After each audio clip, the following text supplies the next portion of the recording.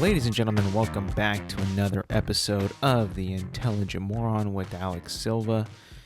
Episode number 211.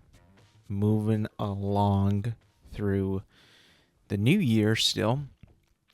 Can you still even say Happy New Year to people that you haven't seen during the year yet? I guess you kind of can, right? I mean, like if you know them well and you like the person enough, are you still able to say, "Hey, how you doing? Happy New Year?" even when it's February? I would say, sure, why not? You do whatever you want to do. You know, the more power to you. You are free to do whatever the hell you want. But I do think that it is kind of weird to be saying Happy New Year like already in February. I think you can kind of cool it, you know? I usually only say Happy New Year when it's like the first day of the new year. Like January 1st, I'm saying Happy New Year left and right. After that, I'm like, whatever. How you doing? Not going to be singing, oh, Happy New Year, so-and-so. No, I'm not going to keep doing that. But you know, because I bring that up because it is February. February is almost over, right? We just passed Valentine's Day, which if you celebrate that, I hope you had an incredible Valentine's Day. Valentine's this year landed on a Friday, which I guess you could say is probably like one of the better days to have a Valentine's Day. It definitely is a day where I feel like you would want to not have the next day be a work day. It would be nice to have it on a day where you wouldn't have to work after. You know, I'd assume that if I can read people's minds, Friday was like one of the better days to have a major holiday. Even though it's not really a holiday, you think about it, it's just a day. It's just like a event day. Like there's no holiday. Like people don't get Valentine's Day off. People get Christmas off.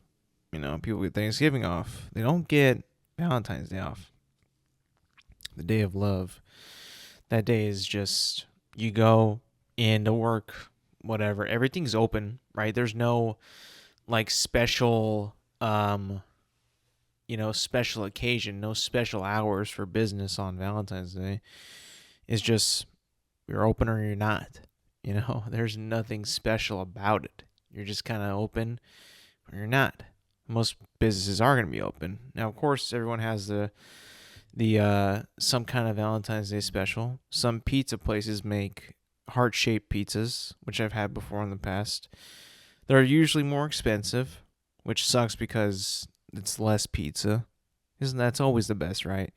When there's something that's special in the shape of something like that corresponds with whatever holiday, and in this case it's a heart-shaped pizza, that is going to be more expensive than a regular circle pizza. No, it's going to be more because it's a heart and it's a promotion and it's a special day. And they're going to get you with, don't you care enough about the person that you love on Valentine's Day to get them a heart-shaped pizza? It's like, well, you kind of got me there, buddy. Big corporation, big company. But I love that person so much that I would rather give them a full pizza than a heart shape that is not the same amount of pizza as a regular pizza. Now, of course, it's not just pizza places that have these type of things. I've seen like other restaurants have like Valentine's specials, like cookies or pies or stuff like that. But the pizza one, I gotta be honest with you, it's a pretty good idea. Even though it's not worth it in my opinion, it's a good idea. It's one of the food items that you can eat. I would maybe not say easily, but you can turn into the shape of a heart and be like, oh, and it's also pizza. Two things that people love a lot. And you know what? I say love because I truly do mean that everyone I mean, it's hard to find people who actually don't like pizza. I love pizza. Might be my favorite food, like, ever. And I love it so much. It's my favorite. I could eat like an entire pizza and and feel nice and warm and feel the love that I love for pizza. And I'd be like, oh, after I finish, like, yo, that was good. I love pizza so much. There's not a lot of people that you meet in the world that don't sort of like pizza. Like I have not met many people that don't like pizza. Maybe one or two that don't care for it. And I'm like, are you kidding? Like, what don't you like about it? It's got bread, cheese, meats, veggies if you want it. Like, it's total. It's like the total package. If you're looking at it from a food pyramid standpoint, which you probably shouldn't, because I think the food pyramid is kind of chalked. It's not really, the best model to follow when it comes to health. At least that's what I've been told. I don't know if that's true, but I heard that the food pyramid is not as looked upon as it used to be, where you would like follow the pyramid, and like obviously the base of the pyramid is going to be the most of what you would eat during the day, and then so on and so on. Or maybe not the day, but throughout your life, At least when you look at it, and see like how much bread that you should consume versus the amount of meat and the amount of veggies and the amount of fruits and sugar. Like, it doesn't make any sense really. But it's got everything that you want pretty much on the food pyramid. The grain, the wheat is in the crust, and then you got the cheese, which is the dairy, and then somewhat meat, and then the meat that you put on it, and then if you want like bell peppers or spinach or onion, that's the veggies, and then it's like you don't really add anything sweet. I mean, you could add pineapple, which is sweet, and then bada bing, you're eating the entire food pyramid in one food item. Like, how can you not love pizza? It's the perfect party food. It's the perfect like dinner food. Like, how many times do you have a day when no one wants to cook, nobody wants to make anything, and no one wants to go and order a ton from McDonald's, right? And get everybody's order right and make sure it's all correct and make sure that everybody gets exactly what they wanted from the drive-thru. You got one shot at this. Nobody wants to do that. But what does everybody want to do? What does everybody kind of agree on? What does everybody kind of universally love? Pizza for dinner is universally loved. And that is why I think it's like the best food probably ever created. I mean, yeah, there's a lot of other, establishments have like dinner options. Like KFC has a bucket of chicken. You can always buy like a rotisserie chicken.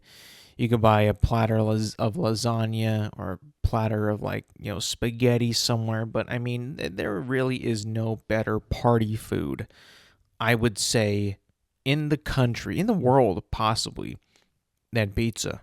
I mean, it's just universally loved, and it's so easy, so accessible, so it's so convenient, it's efficient. Like, there is like really no better food option in the world for a group setting or even just like a family dinner than pizza.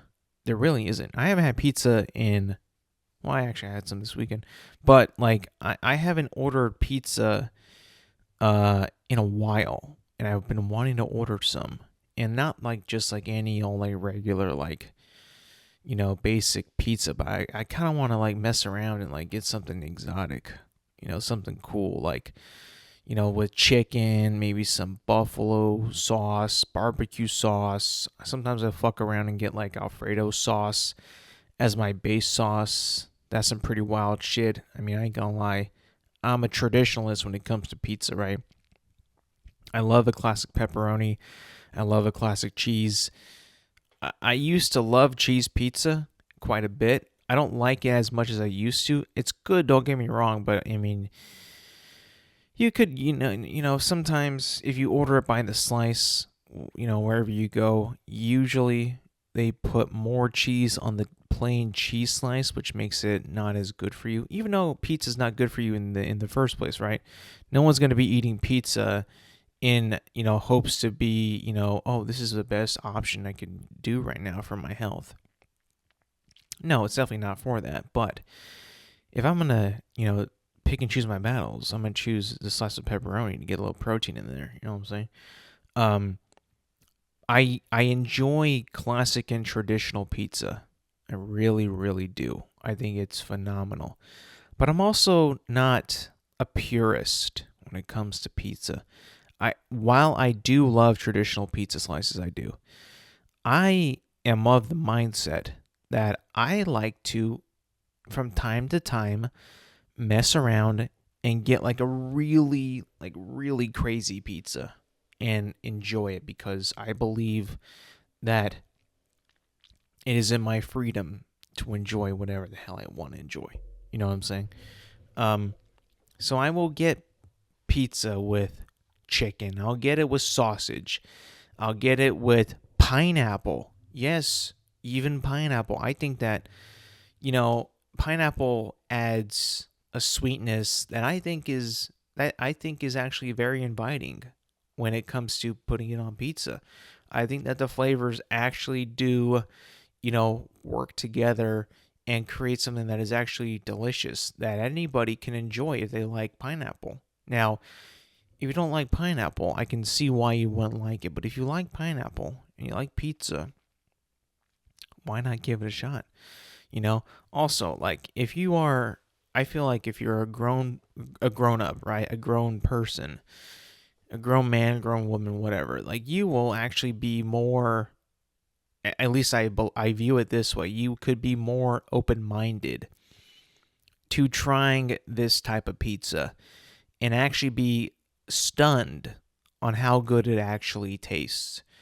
Because I think a lot of people out there, sometimes they are, they're very, they don't want to try new things. I understand that. We don't like change. People don't enjoy change. It's not something that we like to do from time to time or very often. But in terms of food and trying new things, I think that one of the first gateway food changes that you can do that'll benefit you, that'll prepare you for the world and prepare you in life for changes, is to start trying to have pineapple on your pizza.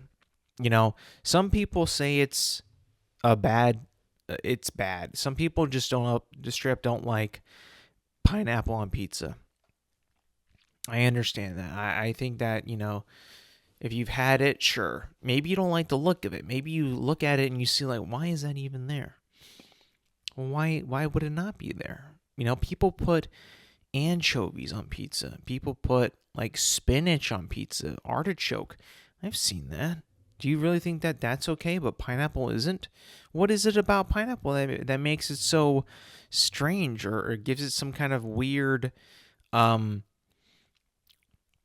hatred? That this whole debate, like, does pineapple belong on pizza, is actually insane to me.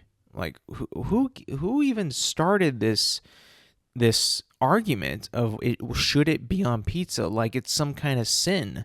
Like it's one of the 10 Commandments. Thou shalt not put, you know, pineapple on pizza. Like when you phrase it like that, does pineapple belong on pizza? It almost seems like you're committing a terrible sin. Like, oh, you shouldn't even think about that, because if you do, it's, you're going to hell. And it makes you seem like the people who put pineapple on pizza are like the devil, when it's like, no, it's just it's just a topping. I mean, somebody had to try it out, and now it's very popular. A lot of people like it. A lot of people like to hate on it, even though they probably haven't even tried it. They just want to get on the bandwagon to hate it, which I understand. I like hating as well. Hating is a very, very fun thing to do, because hating, especially online, hating online has no consequences whatsoever. You can hate all you want online, on the internet, social media, whatever. and not have any direct consequences to hating. It's very, very rewarding. It's very fun. I know. I enjoy it too.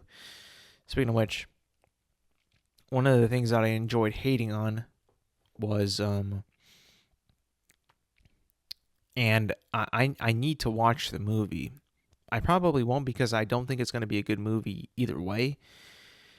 I don't think it's going to be a good movie whatsoever. But the fact that Captain America Brave New World is getting, bad reviews online, um it it's like I saw it a mile away, man. I really did. And I'm not a person who seeks to hate movies. I'm really not. But if they look bad from the trailers, like I thought Captain America Brave New World did, then I'm going to expect it's going to be bad. Like, sure, I would have loved for it to triumph and prove me wrong, but, from what I've been seeing from reviews and people who watched it, like, it ain't that good. And honestly, man, as a fan of the character of Captain America, as a fan of Anthony Mackie playing Captain America, that sucks. That really does suck because I don't want a movie to suck. I want it to be a good movie. I want people to like it. I want people to be excited for Captain America. That's what we should be doing. We should be excited for Captain America, a Captain America movie. But the fact that the movie apparently is not doing so well with viewers and critics alike is not a good sign. It's pretty disappointing, pretty, deflating for me at least. I do kind of feel like though that that this was coming. I mean, seeing the way the movie was shaping up throughout the trailers was just like, what is this even about? Is this just going to be like Winter Soldier? Is this going to be a brand new story? I hope that it was going to be about, Sam Wilson, Captain America. I've heard everything but that. I've heard that he's really good in the movie, but it's not about him. And I'm like, what? Or it's like not fully about him. And I'm like, no, you can't be telling me this. Now, I will probably end up watching this movie next month on Disney Plus, or a month and a half, because I'm intrigued. I really want to know if it's really that bad, because at the end of the day, I still need to see it for myself to prove to myself that this is actually a bad movie. And I know people are saying it's bad. I know people are saying that it's very disappointing, that it's not a good addition to the MCU, that it's not giving anybody more hope about the future of the MCU. But I need to see it for myself to be the judge for myself. I heard the same news back in the day about Thor 4. Let me tell you, I didn't want to believe it, but then when I saw it for myself on Disney Plus, I was like, holy shit. The people were right. The people have spoken. This movie is crap. And I witnessed it for myself because I had to do my own research. And boy, it was bad. But hey, I put myself through that type of trouble, that type of trauma, that terrible, terrible experience. But it was for the good of not only myself, but, for the culture as well. I know that this movie is getting absolutely battered. I understand that.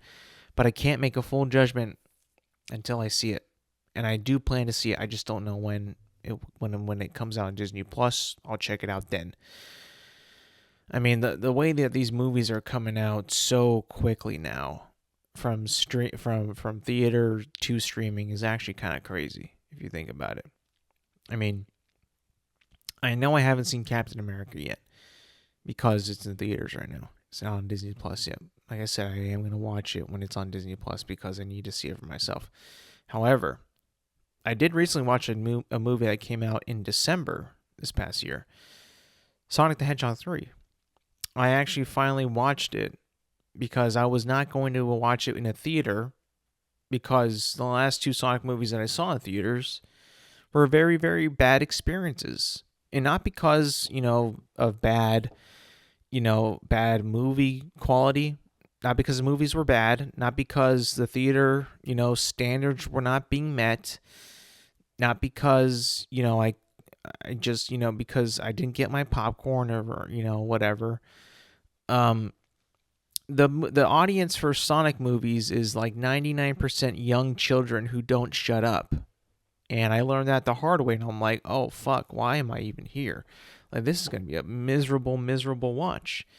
And sure as hell it was, both times. I made the mistake both times, and I said to myself, you know what? I enjoy the character of Sonic. He's a cool dude. I understand the appeal. I understand the popularity, that he has among young audiences, but I don't care. I'm not going to make that same mistake again. So I said, you know what? Sonic 3, it looks fucking badass. It looks cool as shit. It's got Sonic, Knuckles, Tails, and Shadow. Dr. Robot. Like, I'm in, But I ain't watching that shit in the fucking theaters. You can mark my fucking words. And I didn't. I didn't go to the theaters, even though I was like, man, this could be cool. I ain't gonna do it. And I waited about a month and a half. Came out on Paramount Plus. And I was like, yeah, let's watch it. So I watched the whole thing, and I gotta tell you, the Sonic the Hedgehog 3 movie is exactly what it needs to be a Sonic movie. It does whatever it needs to be a cool Sonic the Hedgehog movie. It delivers on laughs, on action, on zaniness and silliness of its characters, of its jokes, of its plot, of its characters. It knows the characters, who they are, what they do best, and how to build a team. Honestly, the Sonic team is like pretty much the Avengers. Not like the powers and all that, but like just their chemistry, the way they work, their friendship. It's just like, it's perfect. You couldn't ask for anything better. For what, they did with these movies and then this movie universe that they've created, you could have easily been like, they're going to make a one and done. There ain't going to be any desire to see more Sonic after the first one. That's it. Wrap it up. Show's over. Ciao, Bella.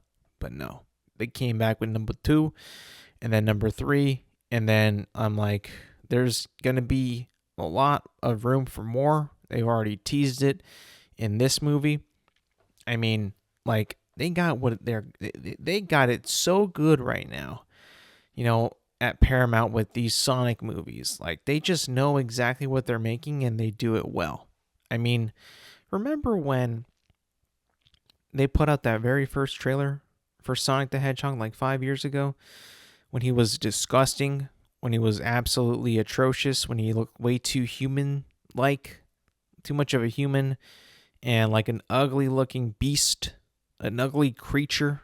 If you don't know what it was, just look up very first Sonic the Hedgehog trailer and you will find that an abomination created by mankind that thank God did not see the silver screen, but made its mark. And I know that Paramount and Sega took down the trailer, but you can find that on YouTube from other accounts in full HD display, and you can see the atrocities that mankind had created in thinking that, hey, this looks cool. This Sonic design is sick. It's rad. We're good to go. Let's put out the first trailer. And my, oh my, the reception, the criticism, the disgust, the discourse. I've never seen anything be so rabid and force a studio to spend millions of dollars to upgrade, not even upgrade, but fix an animation, so quickly too. Probably the best millions of dollars ever spent. Thank God they did it. They're probably still kind of trying to recuperate from that, but if they went along with that design of Sonic the Hedgehog and were like, yeah, this is fine, put it out there, I don't know how they could have ever recovered, I'll be honest. I think that it would have scared too many kids and it would have just tainted the entire brand. So, yeah, I mean, that could have been an absolute disaster. I mean, it was in the sense when it came out, like, oh, this is looking really tough right now, really bad. I can only kind of imagine, like, what would Knuckles, Tails, and Shadow look like in that type of animation. Like, I'm sure there's got to be, like, concepts of all those characters in that type of animation. Like, there's just got to be. I mean, I doubt that all they drew was Sonic. Like, they had to have at least drawn Knuckles in the same way just to see how they would play off each other, you know? But yeah, back to Sonic the Hedgehog 3. Really solid movie. Like again, it's made for kids, it's made for Sonic fans, you know, it's not like what I always go to the movies for to watch or what I'm looking for in a movie, but as far as a Sonic movie, it delivers on every aspect pretty much. The voice cast is great. Ben Schwartz as Sonic, Idris Elba as Knuckles is fantastic. Keanu Reeves as Shadow is tight. Um, Whoever voices Tails is good. I mean, it's the same person from the video games. I mean, it rocks. It's good. The human characters, you know, the human couple, they're good as well. They're fun. They're a fun addition. They're always like they're not who you really care about because you're more, you know, you care more about Sonic and Knuckles and Tails and shit. But they're fun to have around. They don't like overstay their welcome. This one didn't have a side plot, a side quest like the other one did in Sonic the Hedgehog 2, when it became like a Sonic movie, but also like a romantic comedy movie, which was, you know, totally not expected, but, you know, kind of welcomed at the same time because it was just so fun and so ridiculous. And then obviously in Sonic the Hedgehog 3, Jim Carrey, you know, comes out of retirement to play not one but two Dr. Eggman in the movie, and man, it was just it was nice to see him. I mean, like that guy, you know, Jim Carrey. Say what you will about Jim Carrey, but when he plays these zany, wacky, silly characters that he's known for, I mean, the dude just shines, and he was like born to play, you know, this character. He embodies it so well. He performs it so well. You can tell he's having a lot of fun when he's playing this character. I mean, it's just like one of like the most fun things to watch in like modern day movies is like his adaptation or his take on like Dr. Eggman is just I know it's like such a silly thing to praise, and like he's not going to be up for any Oscar nominations for his performance as Eggman, but his his playing of this character is so welcoming and just like, yeah, why would he not play this well? I mean, he was like born to play this fucking role. You know, hey, he was like born to play the Grinch, or the Grinch is like his role. Well, you can probably say like Eggman is like his number two role. Like he just plays it so well, and you can tell that he just enjoys playing it. So it's like, man, like you can't really argue that. You can't really argue with like, oh, it's a silly ass movie. Oh, but he's just playing a fucking Sonic villain. But it's like, who gives a fuck? You know, it's fun to watch. You know, I mean, like, are we really going to be critiquing a Sonic movie that much? Really, is it even worth it at the time or at that point to criticize it that much? It's a fucking Sonic movie. It knows what it is. It's not going to be up for Best Picture, but it's going to be up for Movie of the Year with the fucking the Kids Choice Awards. Probably that's probably going to win. And you know, it's not going for that type of, you know, acolytes of Best Picture or Best Effects. I mean, sure, it's got some pretty cool effects, but they ain't like Oscar worthy. You know, no one gives a fuck. The movie knows what it is. You know, it's Sonic the Hedgehog 3. Introducing Shadow. Continuing the story of Sonic, Knuckles, and Tails. And Jim Carrey is playing a fucking Eggman. It knows what it's about. And I applaud Paramount, and I applaud Sega, and they know what they're doing. If they still continue, you know, their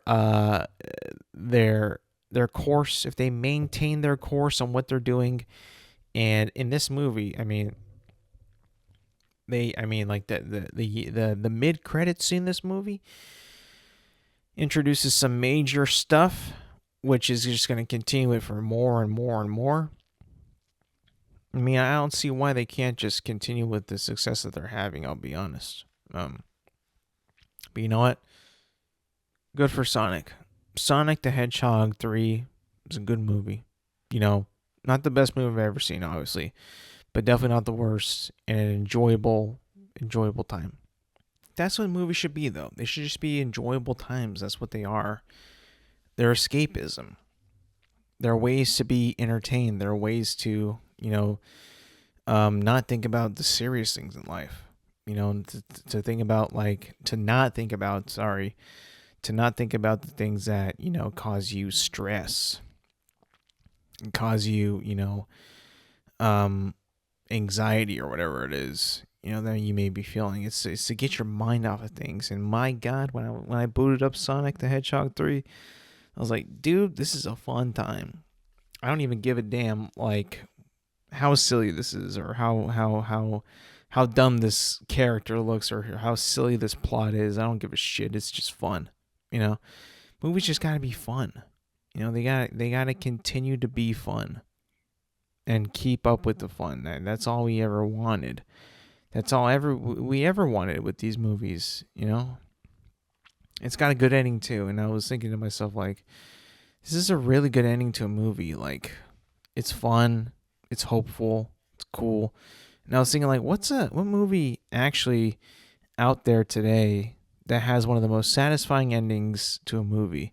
Not in a way as it's wrapping up a story, or the main character succeeds, which we all want to see, right? But what movie out there has to you an incredible ending? For me, it's a movie that doesn't really get talked about much at all, really. But I think is a very very funny movie. It's a very unique movie. It's a silly movie. It's kind of stupid, but it's so iconic in a way. Napoleon Dynamite is a wacky, fun movie. Pretty silly, pretty stupid, but sweet in the end. And the ending to that movie, in my opinion, is one of the best movie endings ever. I mean, it is such a wholesome ending to a movie that, should not have been as good as it was, should not have been as popular as it was, but so many people had heard about it, so many people had seen it. When it was coming out, it was all from word of mouth when it was coming out when I was growing up. I think the movie came out in maybe 2004, 2005. And I had heard people talk about it when I was at school. And I was like, what the hell is this movie about? Napoleon Dynamite. I think I've heard of Napoleon, but why is he called that? Is an actual person? 2004 it came out. So I was 11 years old when it came out. And I saw it when I was 11 too. People were talking about it yo, this movie's so good, so funny. I was like, what? Okay. So I checked it out. I'm like, you know what? This movie is really funny. And this ending is just so good. It's so wholesome. It's so perfect. I think that Napoleon Dynamite might have one of the best endings of any movie. Any single standing movie. It's everything that you want in a movie. The guy, Napoleon, succeeds. All of his friends succeed. It's a happy ending. It's a great ending. It's an inspiring ending. It's an emotional ending. It just makes you feel good. The music to the ending is I've actually looked up and watched the ending to Napoleon Dynamite a few times, and I'm like, dude, this is perfect. The way the whole movie is and the way it ends is just this is perfect. There really is no movie out there, I think, in my opinion, is that culturally impactful on a movie that no one ever thought was going to be that culturally impactful. But it's it's a cult classic. You just can't help but be wow, this movie should not have been as good as it was, but damn, it's good. The budget of this movie was, insane. It cost $400,000 to make, and then it grossed $46 million. like the biggest like profit probably in the world. You know, you make a movie that's $400,000 and you gross overall 46 million. That's just freaking insane. That's like unheard of how much money that this movie made. The director, after that ended up making Nacho Libre, which in my opinion was a really good movie. Probably not as good as Napoleon Dynamite, but still really good. The success that that movie had is just insane. It's pretty crazy.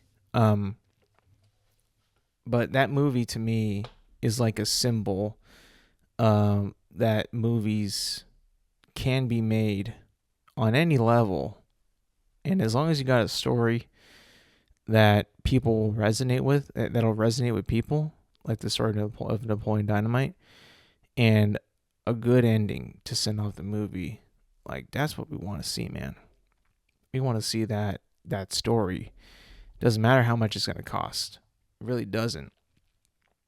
As long as your story can be told in a way that's going to impact people, in a good way. You don't want it to impact people in a bad way.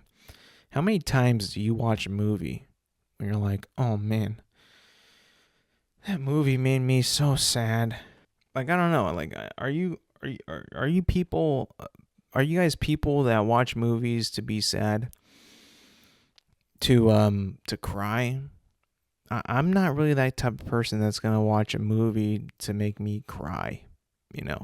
I can't really think of movies that make me cry in a sad way either. Like, usually if I do end up tearing up in a movie, it's because it's a good thing. It's a happy tear. It's like tears of joy. Like I'll get emotional when I pop on Return of the King and I see, the hobbits, being praised in Minas Tirith from Aragorn and from all the people there.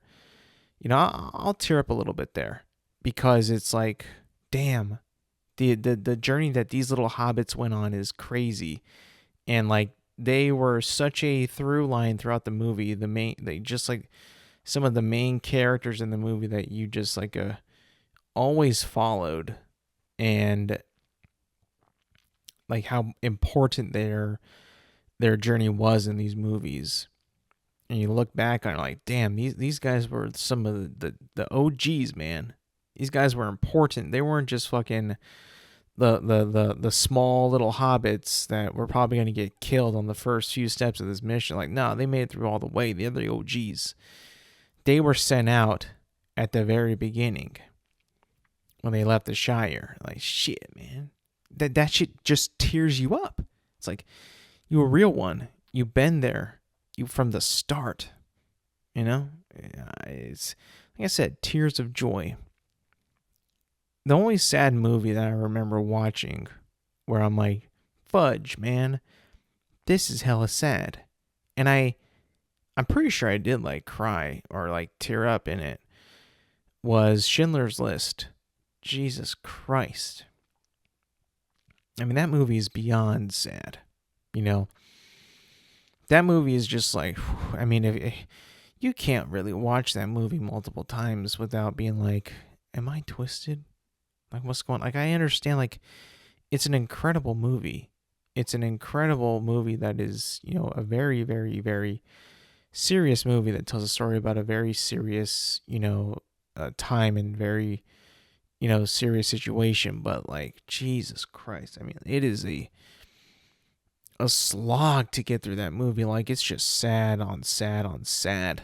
Like, I'm like, why would anyone want to put themselves through this multiple times? I get it. You gotta, see the history that came before us and what happened and, how it all went down. But like, I mean, like if you're going to watch it multiple times, just like, no, how could anybody do this to themselves? That's not what I do. The movies I watch are usually movies that make me happy. that make me cry tears of joy. Not really cry, but I'll shed a tear or two. I'll be fine with that. I won't be like, oh, like that, but I'll be like, yeah, like that. Like I'm not like gonna be like bawling. Come on. And I don't think, honestly, I think that movies are made. You have to think of it this way, right? Movies are made for people to watch them and like them. At least movies in like a major studio, right? They're not really making a movie. They're not going to greenlight a movie that they think that people are not going to like, because that means people aren't going to watch it, right? People aren't going to talk about it. People aren't going to see it. People aren't going to tell their friends to go see it, right? They're going to make a movie where they hope that the movie is good enough for people to like, number one, and two, get people to watch it either more times or enough people to watch it one time, right? And you really strike gold when you get people to watch it multiple times and tell people to watch it, and that causes them to watch it multiple times, and then you really strike gold, right? You like get like I remember, I think it was the Dune movies, Dune 1 and Dune 2, both overperformed their projections because word of mouth went around. And I remember witnessing the word of mouth of Dune Part 1 and Dune Part 2. Like, I was just telling my friends and family, you gotta watch these movies, and they were saying the same thing, like, these are really good movies. Like, hell yeah, they are. You know? Word of mouth, tell your friends, tell them to go watch it. Like, that was like one of the last few movies that I remember recently, at least, where word of mouth was strong. And I even think that to myself too, like, when your movie has a good word of mouth, that's like the best thing that you can have for your movie. That is like the best situation you could ever hope for when making a movie, is when word of mouth travels and the people are saying like, yo, check this out. Because if it did not, if the movie wasn't good enough for somebody to go out of their way to tell their mom, their dad, uncle, aunt, grandma, grandpa to go watch it, then you didn't make a good enough movie. You did not make a good enough movie if you did not get somebody to tell other people that they know to go watch that same movie that you had just seen. Then you did not make a good enough movie. You just didn't. The business is of shock value. It's a business of capitalizing on human emotion. It's somewhat of a business on capitalizing on timely events. I've seen movies during, certain events in time where they do better because this happened, or this is going to happen, or this, is, happening now. If you don't get someone to talk about your movie and tell other people to watch the movie that you watched, that you made, then you did not make a good enough movie. I've seen that happen in a lot of recent movies that have come out, like Marvel movies. They ain't doing so well. They're not as memorable. They're not as, they're not good enough for people to say, hey, go see this movie. They're not good enough for people to go see it multiple times like they used to be. They're simply not making good enough movies right now. And I'm looking at the calendar of movies that's coming out this year, and I'm actually pretty nervous about the movie business in this next year. For me, besides Superman, there really isn't much I want to see, I'll be honest. Jurassic World Rebirth, I'll see it, but I'm not like terribly excited to see it, I'll be honest.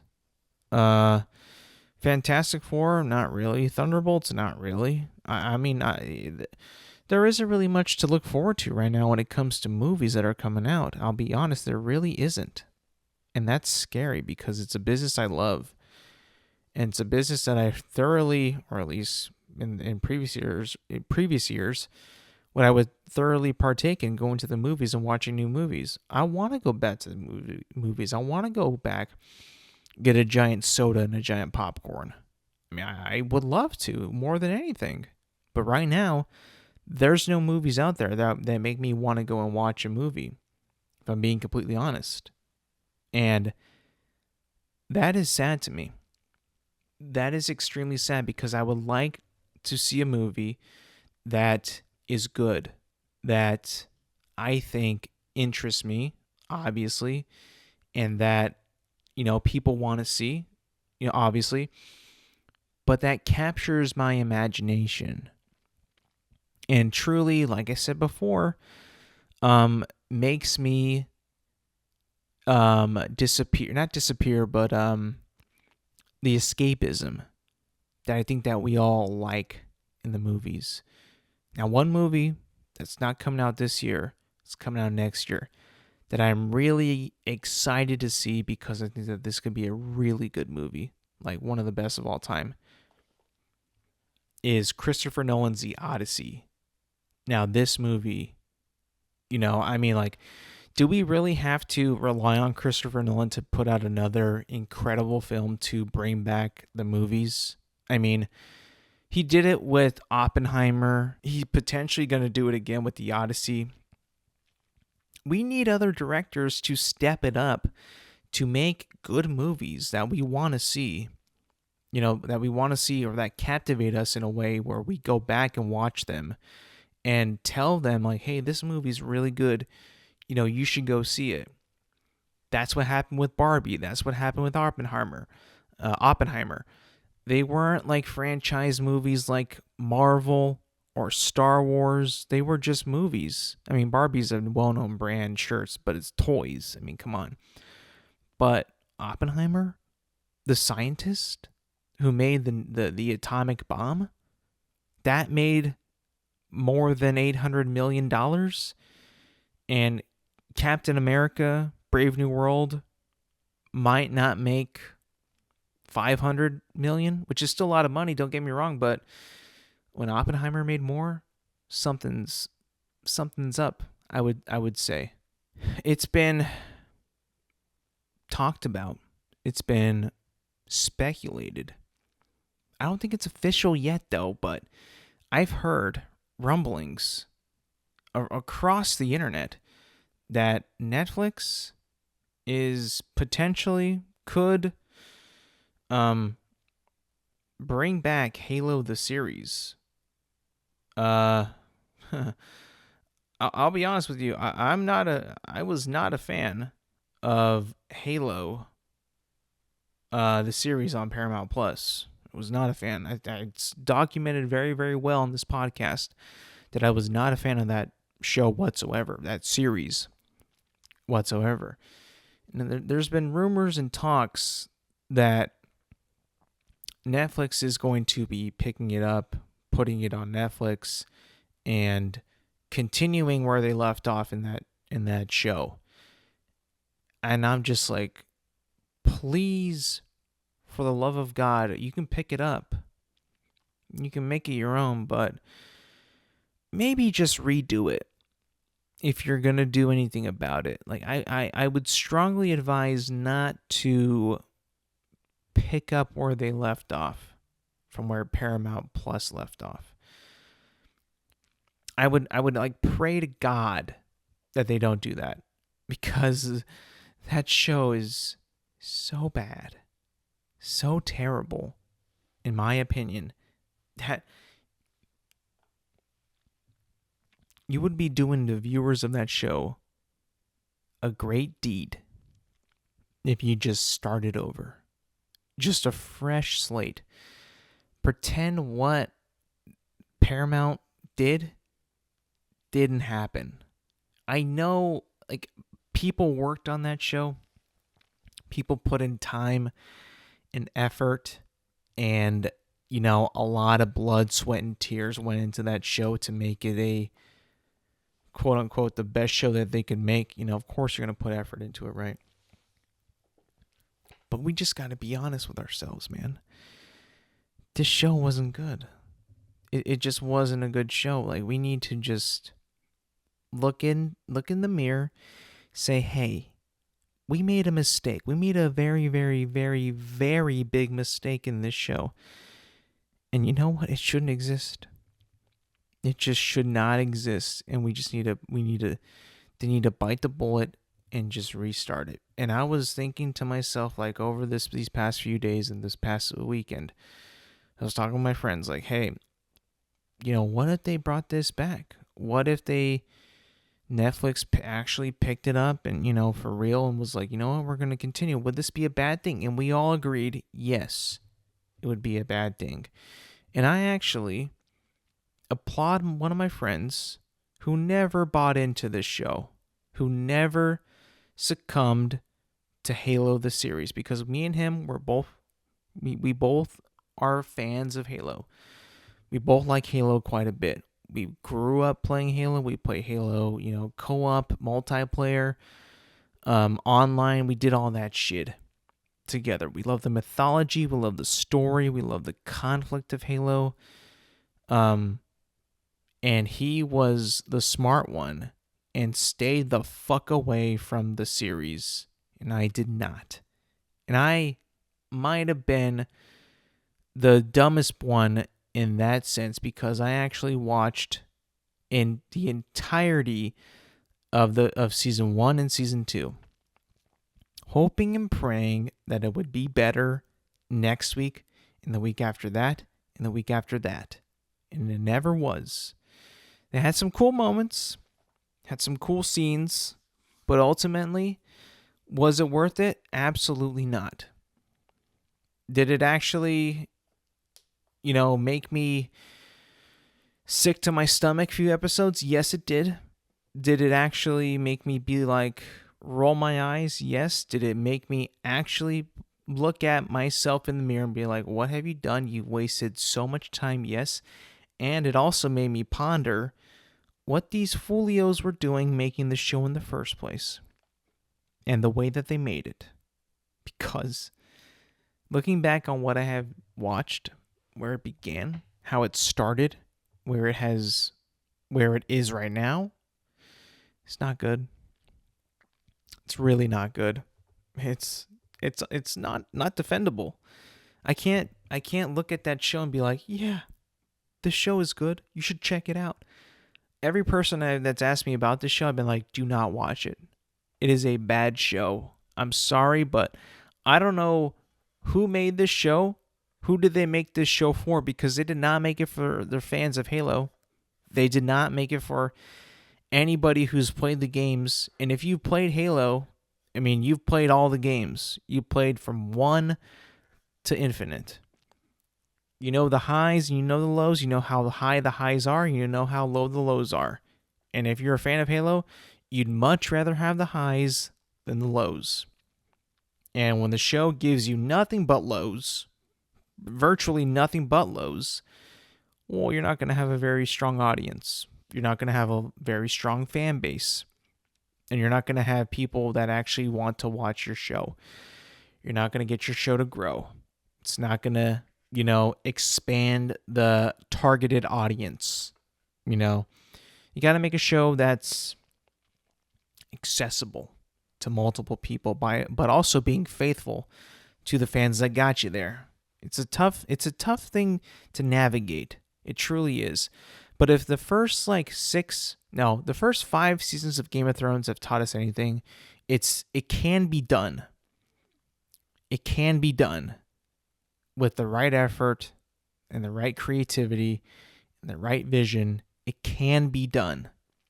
Now, season 6, 7, and 8 of the Game of Thrones, no, I can't say that I agree with those ones. But the first 5 seasons, oh hell yeah.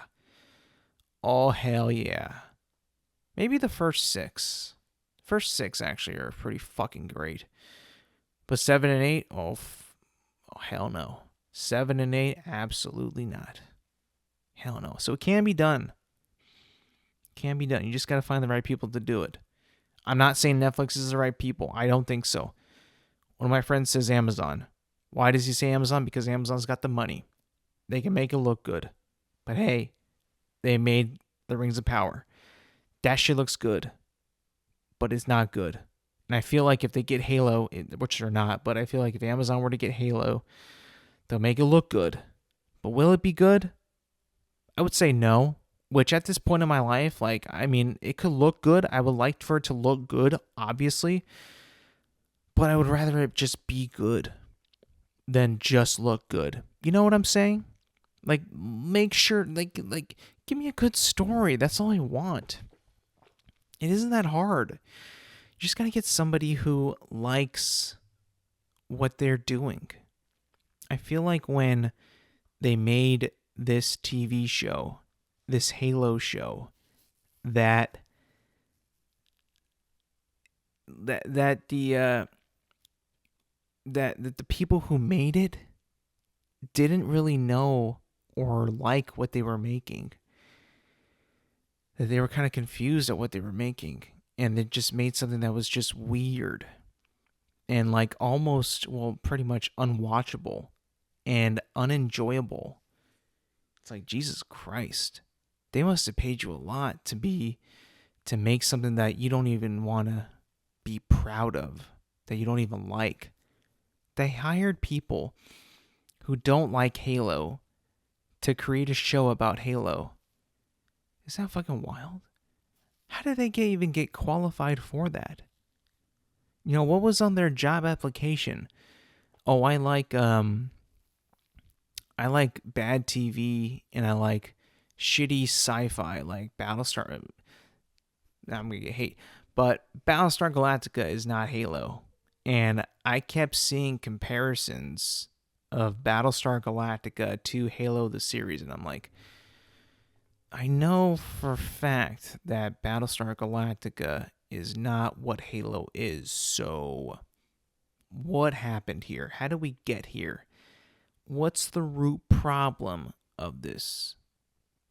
My thought and my breakdown is like, we got the wrong people for the job.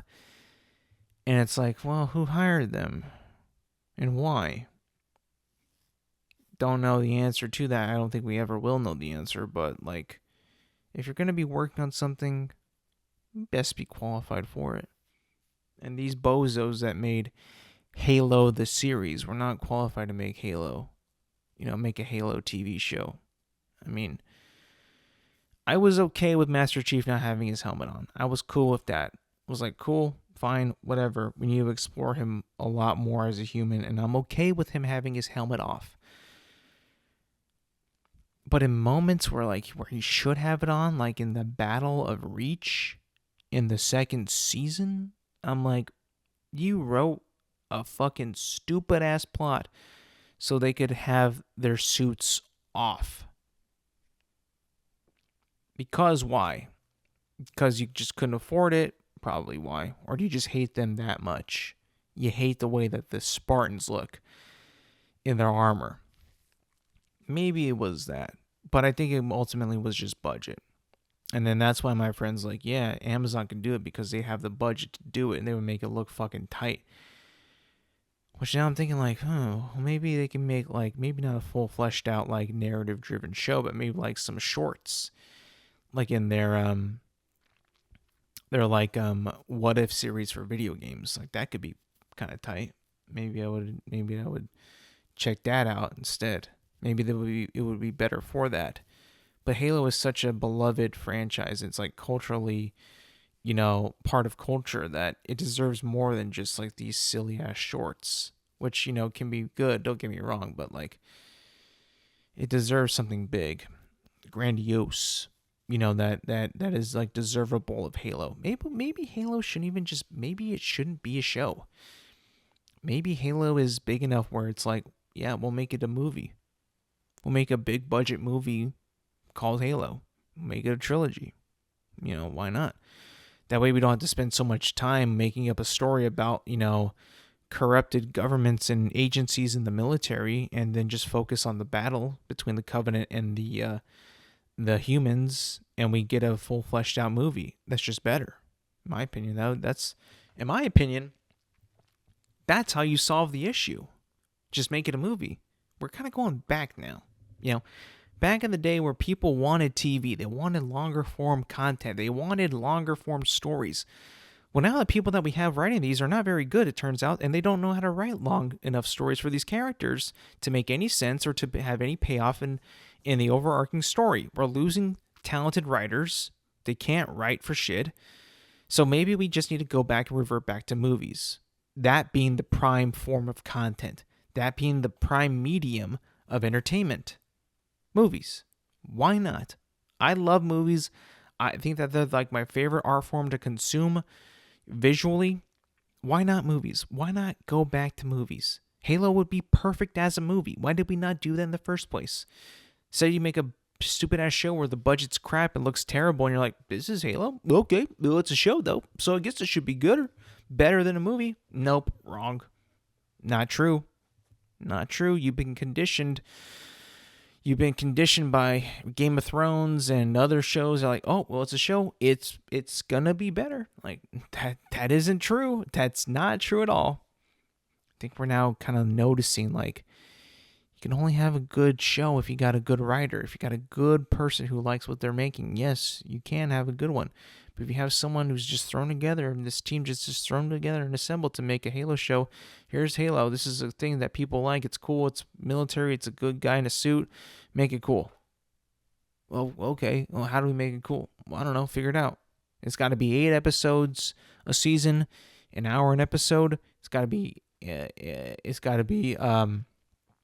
It's got to be good. It's got to be engaging. It's got to have action. It's got to have, characters. It's got to have the enemies. It's got to be likable. It's got to be cool. It's got to be under this budget, or else not going to happen. I understand. There's a lot of hills to climb in this, but if we don't have the writers that can make long form content, then maybe we should just go back to movies. I'm cool with that. I don't know about you guys, but I'm cool with that. All right, and that's going to be it for me today, people. Thank you for listening. Thank you for watching. Remember, you can find this podcast on Apple Podcasts, Spotify, and YouTube at Intelligent Moron with Alex Silva. New episodes drop every Thursday morning. Make sure to like, subscribe, rate, review, and do all that good stuff. And yes, thank you for listening. Thank you for watching, and I will see you guys next week.